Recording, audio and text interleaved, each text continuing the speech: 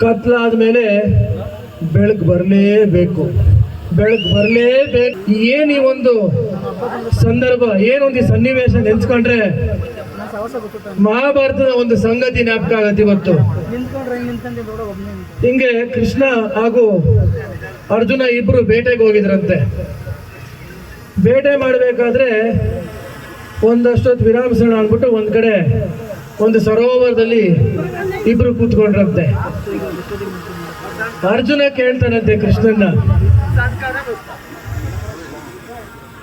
ಕೃಷ್ಣ ಒಂದೇ ಒಂದು ಲೈನ್ ಬರಿಬೇಕು ನೀನು.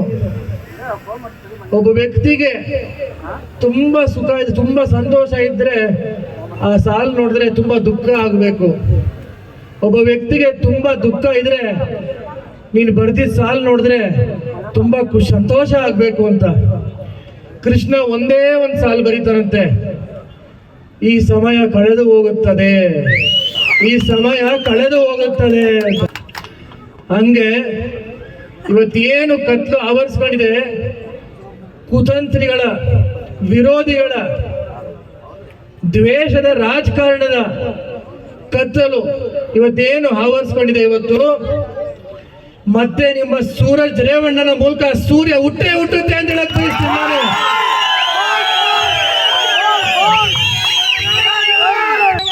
ಇವತ್ತು ಮೂಡ್ಲಿಪೆಯಿಂದ ಆ ಬೆಂಕಿ ಶುರುವಾಗಿದೆ. ಈ ದ್ವೇಷದ ರಾಜಕಾರಣ ಮಾಡ್ತಿರಂತ ಈ ಕಾಂಗ್ರೆಸ್ ಸರ್ಕಾರ, ಇವತ್ತು ಕಾಂಗ್ರೆಸ್ ಏನಿವತ್ತು ಕಾಂಗ್ರೆಸ್ ಅಂತ ಇವತ್ತು ಕುಣಿತಾ ಇದ್ದಾರೆ. ಆ ಸುಡುವಂತ ಪರಿಸ್ಥಿತಿ, ಆ ಕಣ್ಣೀರು ಸುಡುವಂತ ಪರಿಸ್ಥಿತಿ ಅವ್ರಿಗೆ ಬಂದೇ ಬರುತ್ತೆ ಅಂತ ಹೇಳಕ್ ಬಯಸ್ತೀನಿ ನಾನು.